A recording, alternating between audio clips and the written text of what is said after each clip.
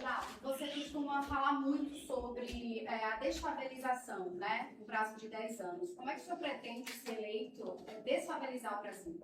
Nós precisamos primeiro cortar gastos para que a gente aumente a capacidade de investimento. Desfavorizar o Brasil, a gente está falando de investimentos públicos e privados, majoritariamente públicos, na casa de 1,2 a 1,5 trilhões. Já imagino ter uma correção, né, no valor do real ao longo dos anos.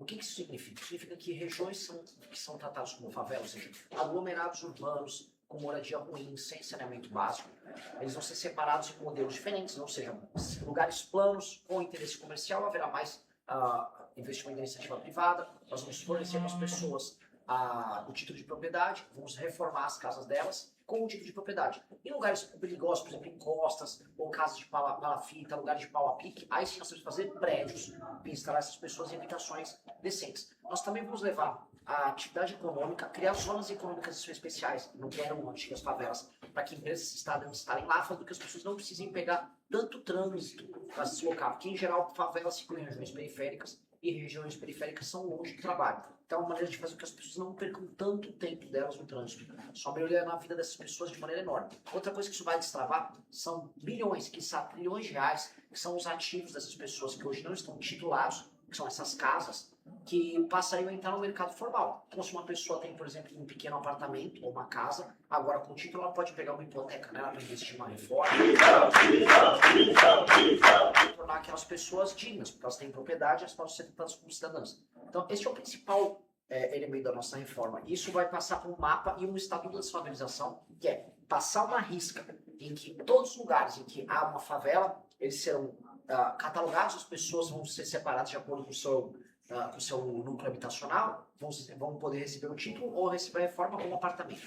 E novas favelas não serão permitidas de maneira completamente nova, em que qualquer grupo que trate de fazer grilagem ou invasão de terrenos privados ou públicos, eles serão presos imediatamente. Porque ou a gente começa a tratar isso de maneira séria, ou isso vira um negócio. Hoje, em muitas capitais existe um negócio, que é o negócio dos movimentos de moradia, que invadem terrenos para depois fazer grilagem e ganharem com especulação imobiliária. Então, cobrindo tudo isso, no prazo de 10 a 15 anos, com cooperação dos municípios e dos governos, nós resolvemos esse grande problema brasileiro. Nada que já não tenha sido feito em outras nações. A China resolveu antes de se favorizar, Singapura resolveu, México está resolvendo, Colômbia resolvendo, então o Brasil pode muito bem resolver. Renan, você esteve em viagem em algumas cidades do Nordeste. O que é que você tem visto na região e quais são suas principais propostas para o Nordeste? Olá, já deu seu like? Não deixe de ajudar o canal. No Nordeste, a principal proposta que eu tenho é uma reforma profunda na administração das cidades. O Nordeste, eu preciso falar, tem a pior classe política do Brasil. A classe política mais corrupta do Brasil, e sem prejuízo para a corrupção que tem nas outras, tá? Toda a classe política no Brasil praticamente é corrompida. Mas aqui no Nordeste ela é especialmente corrupta e ela não tem nenhum tipo de compromisso na melhora do atendimento da vida das pessoas. Ou seja, os municípios são muito mal administrados aqui. Então nós temos problemas aqui, isso aconteceu agora no estado de Alagoas. O fornecimento de esgoto e água diminuiu nos últimos anos. Como é que você pode diminuir sua cobertura de esgoto? Isso aconteceu. Os números ligados ao analfabetismo continuam muito altos. Se não me engano, 13 a 14% da população aqui ainda é analfabeta. Quando a gente pega a população acima de 65 anos, a gente tem 35% dela analfabeta. E essas pessoas estão votando, ainda votam no presidente da República, Lula, e não passaram por nenhum tipo de política de alfabetização de adultos. Ou seja, não há nenhuma vontade, ou seja, quase uma crueldade da classe política em inserir essas pessoas. São essas pessoas, inclusive, viram vítimas dos golpes, do escândalo do INSS, ou estão agora viciadas em jogos do tigrinho. Você vê que nos pequenos detalhes das ciências de políticas públicas, a gente percebe que as pessoas acabam se tornando são tratados como animais praticamente. Então, a lei de responsabilidade gerencial, que é um projeto nosso, ela vai fazer com que municípios passem a ter metas. Se o prefeito cumpre a meta, ele recebe mais dinheiro. Se o prefeito não cumpre a meta, ele perde os direitos políticos.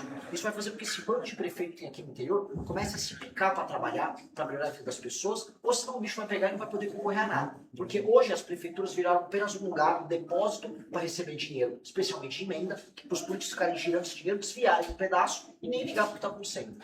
A segurança pública será uma das principais pautas dessa corrida presidencial. E nós sabemos que todos os candidatos apresentam propostas relacionadas à reestruturação, enrijecimento das legislações, porém nós sabemos... Cada um aqui passa a rede, passa o número e diz o que veio. De acordo com suas facções criminosas. dando a eles a oportunidade de se unirem e gerenciarem de dentro Sou candidato a deputado estadual pelo Partido Missão, número 14.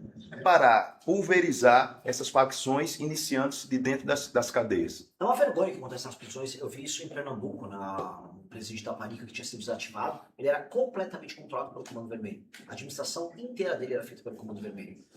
No Rio de Janeiro, se você é um membro de uma facção e você vai preso, você já preenche um formulário prévio e você fala, não, eu sou do Comando Vermelho, sou do ADA, sou do PCC, e você vai para o pavilhão adequado para sua facção. Isso é aceitar que o presídio pertence à facção. Eu concordo com o diagnóstico e, na verdade, isso reforça ainda a nossa lógica de destruição total e completa do crime organizado. A gente está falando de declarar guerra ao crime organizado, prender e ou matar todas as suas lideranças. Ou seja, se o bandido vier fazer um combate à polícia vai poder ficar muito tranquila que vai poder passar fogo no bandido e a AGU, a Advocacia Geral da União, estará disponível para ajudar a fazer defesa dos Se eu policiais. puder só pontuar uma coisa aqui, uma das suas principais falas são essa, prendeu, matou. Mas nós sabemos que no ordenamento jurídico isso é impossível, tanto juridicamente como socialmente, atualmente no Brasil.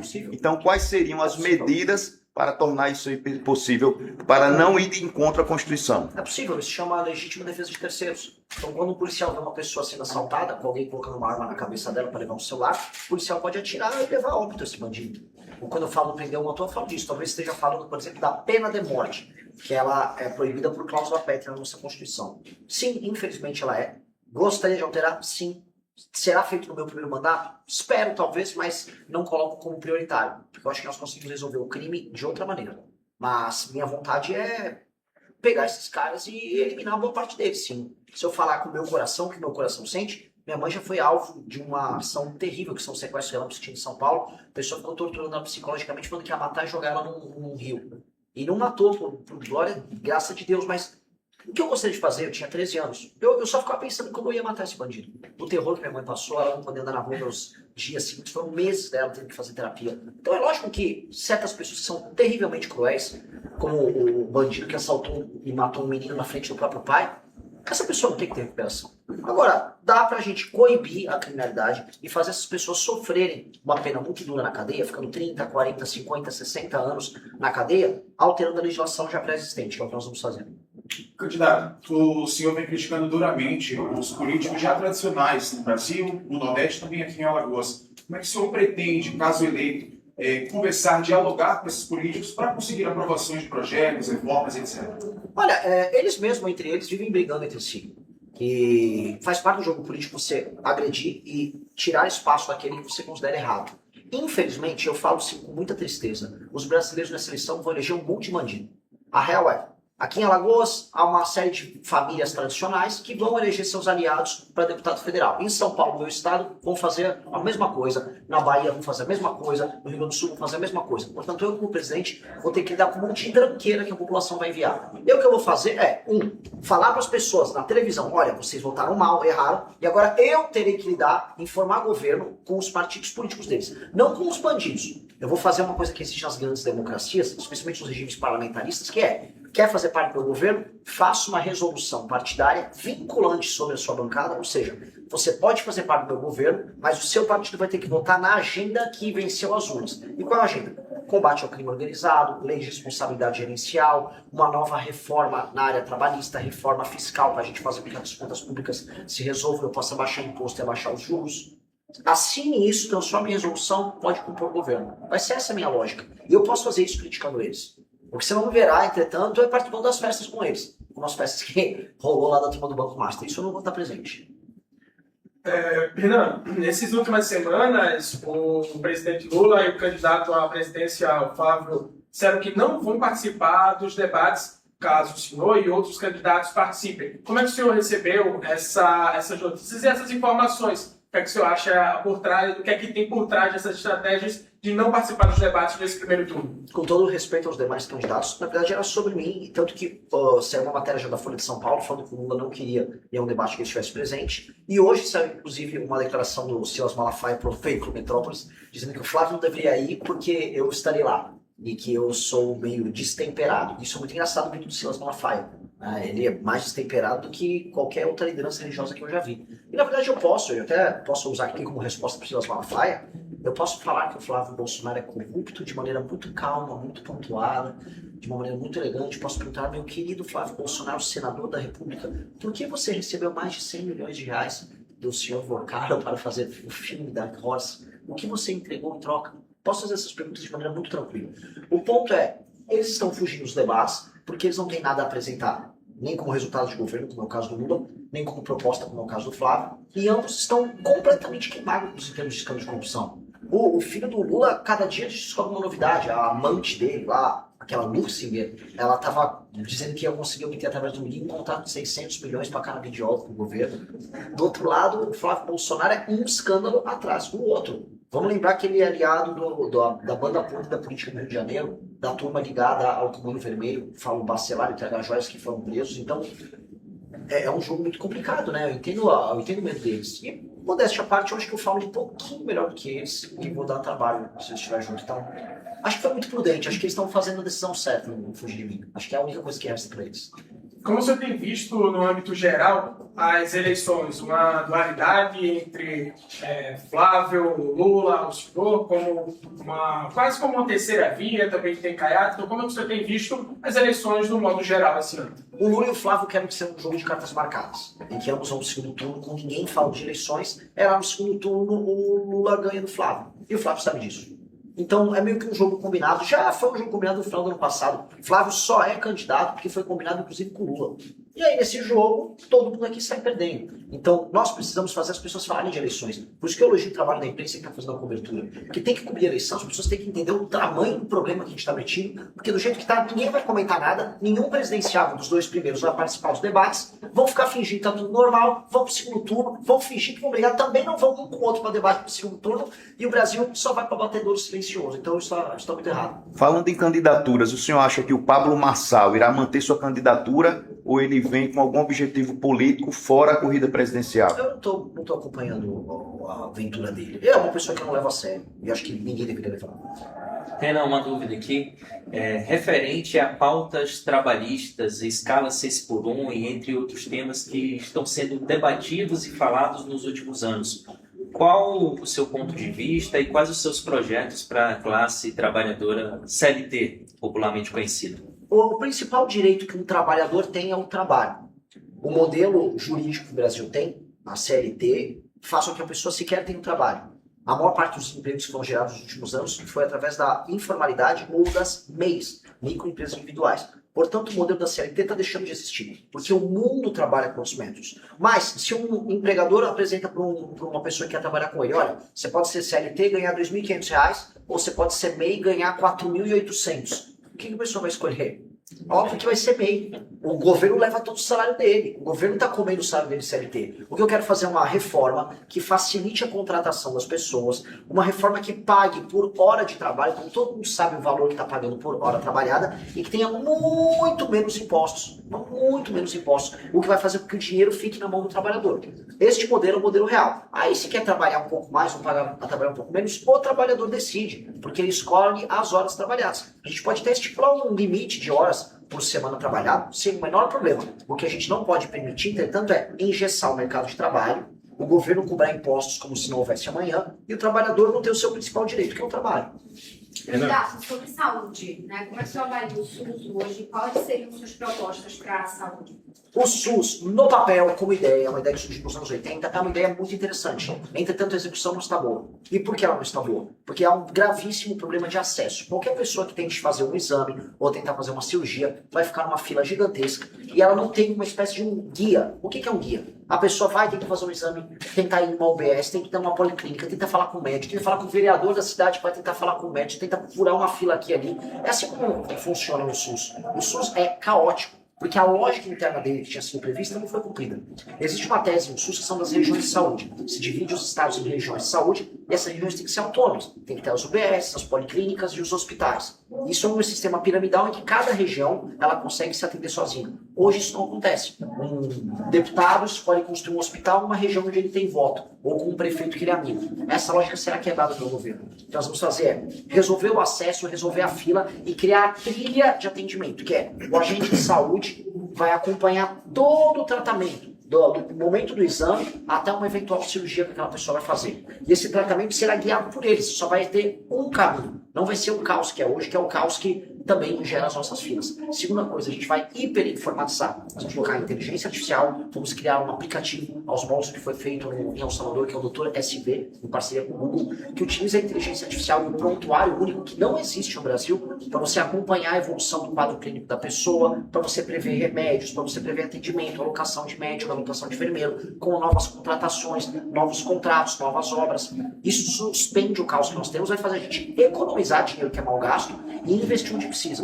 A ideia disso é melhorar muito o atendimento do SUS em 3 anos. Porque não é sobre construir novos hospitais, ainda que precise em algumas regiões. É sobre melhorar a forma em que atende, porque o SUS, na forma como ele está organizado hoje, é completamente caótico. Candidato, uma dúvida aqui. É só aí. Constante, observando o cenário político eleitoral regional aqui em Alagoas, qual que vai ser a maior dificuldade para os candidatos que estão e qual é a maior vantagem que você considera que tenha sobre os demais candidatos aqui de Alagoas? A maior dificuldade é que você saiu de Maceió, você tem compra de voto aos montes. A compra de voto já foi a tônica da eleição no Brasil todo em 2024 e ela será a lógica em 2026. A quantidade de dinheiro que vai ser despejado, dinheiro sujo, é gigantesca. E aqui, como vocês têm, infelizmente, a tradição de algumas famílias políticas, cito aqui esse maior problema, os Calheiros e a turma do Lira, você vai dar esses grupos políticos despejando grana nos seus aliados, e para quem quer fazer política honesta, combatendo a corrupção, será difícil. Então não será fácil. Essa é a grande dificuldade. Agora, em todas as cidades existem pessoas que não vendem suas consciências. A gente está atrás delas. Candidato, o senhor, no seu último comício em São Paulo, falou da soberania nacional do Brasil e ser contra a intervenção americana aqui no Supremo Tribunal Federal, referente à Lei Magnitsky, contra Moraes e tantas outras coisas. Sobre soberania, o senhor foi lá, falou, referente ao Trump ser contra a intervenção americana aqui. Os projetos para as Forças Armadas, caso seja eleito presidente da República.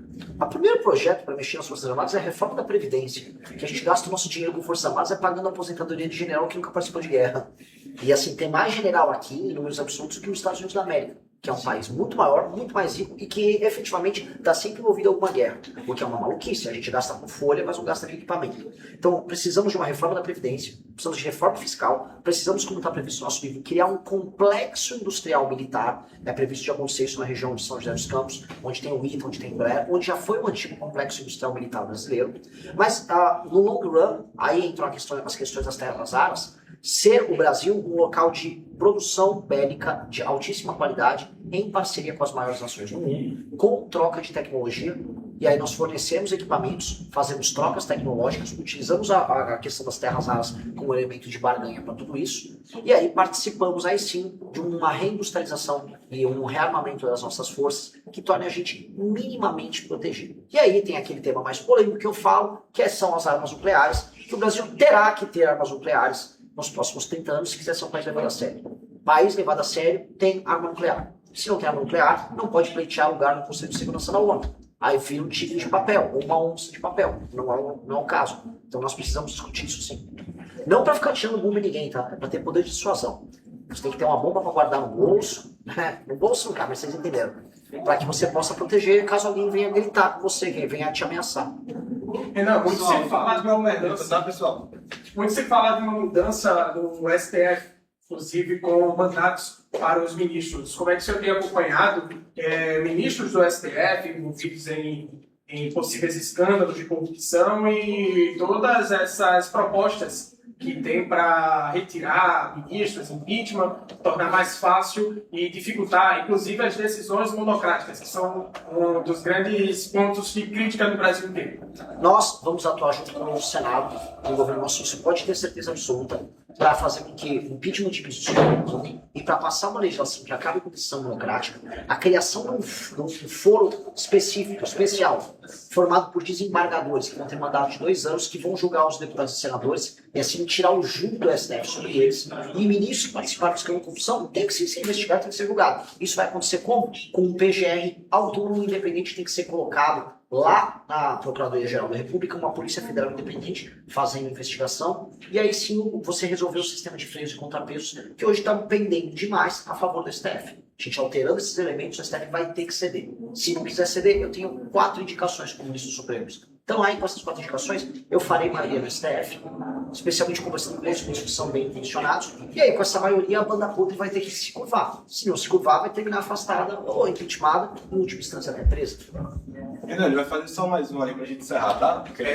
O senhor já se posicionou contra os projetos assistenciais hoje existentes para ajudar famílias de baixa renda. Gostaria de saber qual alternativa concreta o senhor tem para planejar, para não prejudicar essas famílias de baixa renda. Vamos lá, uma família de baixa renda que mora numa cidade que não tem atividade econômica, ou uma família de baixa renda em que tem uma mãe com 3 filhos e ausência de um pai, não tem muito que eu possa fazer. A política assistencial tem que continuar existindo. Agora, a política assistencial varia de remédio para veneno de acordo com a dose. E a dose cruzou muitas linhas. Nós estamos aqui num estado que praticamente metade dos domicílios vivem de assistencialismo. Não é um regime normal. Não dá para viver com metade da população, democracia, metade dos domicílios, vivendo de assistencialismo federal. Alguém está pagando essa conta. E é um trabalhador. E o imposto está ficando alto para esse trabalhador. E esse trabalhador não está aguentando pagar imposto. Ele está tendo que sustentar uma máquina. E no meio dessas pessoas que estão recebendo a assistência, há pessoas aptas a trabalhar. Homens solteiros, mulheres solteiras, ou homens casados, ou homens pais de criança que não estão no relacionamento. A essas pessoas nós vamos levar frente de trabalho. Vamos levar frente de trabalho com participação do governo federal, oferecendo empregos na área de zeladoria, manutenção urbana, estrada e rodagem, para essas pessoas trabalharem.